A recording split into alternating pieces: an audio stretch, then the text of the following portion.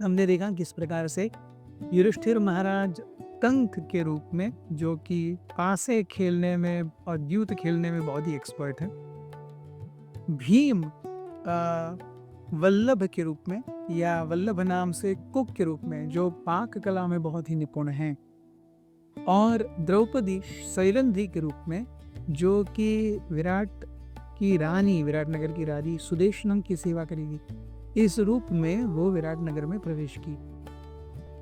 शैलंधी के जाने के बाद दूसरे दिन सहदेव ने राज्य में प्रवेश किया। सहदेव ने पहले क्यों प्रवेश किया?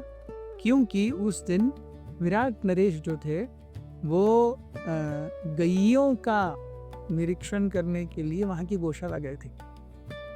सो सहदेव ने सोचा कि ये अच्छा मौका है मेरी एंट्री के लिए। सहदेव डायरेक्टली वहां पहुंचे जहां पर विराट नरेश की सबसे चुनिंदा गाय, सबसे बेस्ट गाय रहती थी। और वहां पर जा करके जब उनसे मिले, जब विराट नरेश ने देखा, अरे आप कौन हैं यहाँ पर जो आए हैं? मैं एक गोपाल हूँ, मेरा नाम कंत्रीपाल है, वैश्य हूँ और मैं गैयों का संरक्षण करता हूँ।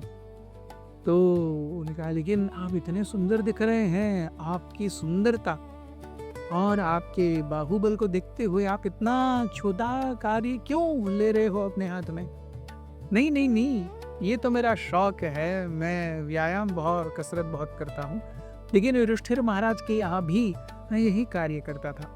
मैं सारी गैयों और बैलों की नस्लों को जानता हूँ, उनके ब्रीडिंग को जानता हूँ, दूध कैसे निकाला जाए ये अच्छे से जानता हूँ, वृद्ध गायों की अच्छे से सेवा कर सकता हूँ, ये सारी चीज़ें मैं जानता हूँ, तो मैं आपकी सेवा करना चाहता हूँ। तो विराट नरेश ने कहा, हाँ क्यों नहीं, हमें भी आपके जैसे और युधिष्ठिर महाराज के यहाँ कार्य करने के लिए कार्य करके आए हुए अनुभवी व्यक्तियों की तलाश है।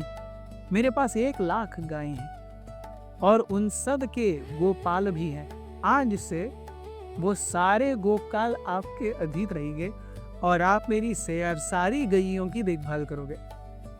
इस प्रकार से सहदेव भी तंत्रीपाल के रूप में विराट नगर में स्थानापन्न हो गए। The next day to it, Arjun एक स्त्री का वेश धारण करके, बहुत सारी चूड़ियां पहन करके, मांग में सिंदूर लगा करके, पीछे से वेणी लगा करके, एक स्त्री के जैसे घाघरा चोली पहन करके, कमर मटकाते हुए विराट नगर में प्रवेश की। और वो सब देखने लगे उनको और जा करके वो विराट नरेश के सामने खड़ी हो गए। अरे आप यहाँ कौन हैं और यहाँ क्यों आए?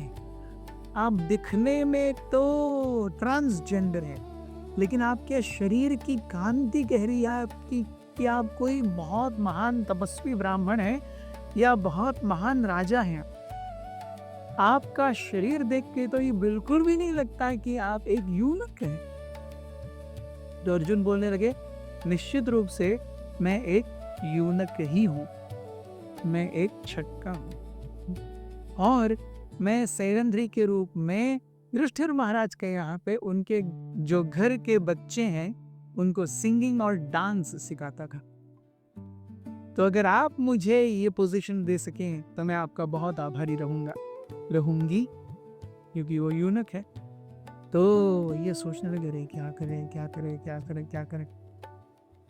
तो विराट नरेश ने कहा कि आप इतने सुंदर हो, आप प्रैक्टिकली मुझसे ज्यादा शक्तिशाली और मुझसे ज्यादा तेजस्वी और प्रतापी दिख ही रहे हो। आप मेरी जगह पर राज्य कर सकते हो, आपको ये कार्य क्यों करना? नहीं नहीं नहीं नहीं नहीं, मैं कोई राजा वगैरह नहीं हूँ, मैं कोई योद्धा वगैरह नहीं हूँ, मैं एक स्त्री हूँ।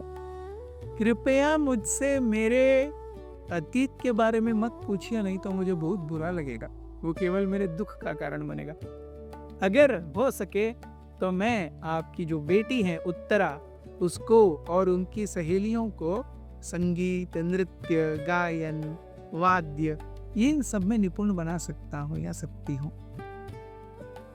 विराट नरेश इतने ज्यादा प्रसन्न हो गए अर्जुन को देख करके, अर्जुन की गायकी सुनी उन्होंने, अर्जुन का डांस देखा और उर्वशी की कृपा के कारण गायकी और डांस में अर्जुन वॉज लाइक अनमैचेबल। तो ये देख कर के उन्हें लगा अरे वाह, ओनली थिंग वॉज क्योंकि ये ट्रांसजेंडर है। तो विराट नरेश ने कहा कि आपके शरीर का मुआयना किया जाएगा और फिर आपको मेरी बेटी की सेवा में लगाया जाएगा। तो उन्होंने उनकी जो बेटी है उत्तरा, उनकी जो सबसे महत्वपूर्ण सहेली थी, उसको बुलाया और कहा कि इन्हें लेके जाइए, इनके शरीर का परीक्षण कीजिए और इनको अगर वो सही में ट्रांसजेंडर है तो आपकी सहेली उत्तरा की सेवा में इसे लगा दीजिए। तो उर्वशी की कृपा से सब कुछ जैसे चाहिए था वैसे हो गया। Brihannala began teaching dance, singing, musical instruments to Uttara and her friends. इसके बाद में आखिरी में नकुल प्रवेश किए और नकुल जाकर के महाराज से मिले और कहा कि मैं ग्रंथिक हूँ और मैं घोड़ों की बहुत अच्छे से रखवाली कर सकता हूँ, उनको ट्रेन कर सकता हूँ, उनको टेम कर सकता हूँ। मतलब कोई जंगली घोड़े मानते नहीं है ना कहा, तो उनको वश में करने की कला मेरे अंदर है और घोड़ों की नस्लों को मुझसे अच्छा कोई नहीं पहचान सकता। युद्ध में कौन सी नस्लें चलेंगी, सामान ढोने के लिए कौन सी नस्लें चलेंगी, अच्छे से चपलता किसके पास होगी, ये सब मुझसे अच्छा कोई नहीं जान सकता। तो कृपया मैं आपके यहाँ पर ये सेवा करना चाहता हूँ।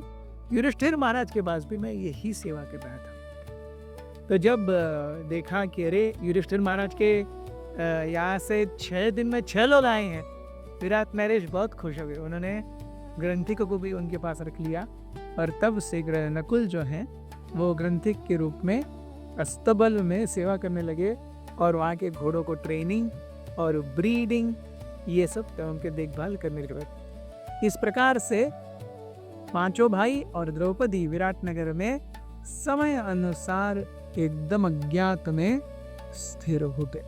आशा करता हूँ आप सब वीडियोस के पीछे एंड में आने वाले क्वेश्चंस को देख रहे हैं, उनके आंसर्स कमेंट्स में भेज रहे हैं। बहुत बहुत धन्यवाद आपके रेसिप्रोकेशन के लिए। हमें बताइए आपको हमारा ये अनोखा एंडेवर कैसा लगा, हमारा ये कार्य कैसा लगा। Please continue liking, sharing and subscribing also. बहुत बहुत धन्यवाद। हरे कृष्ण।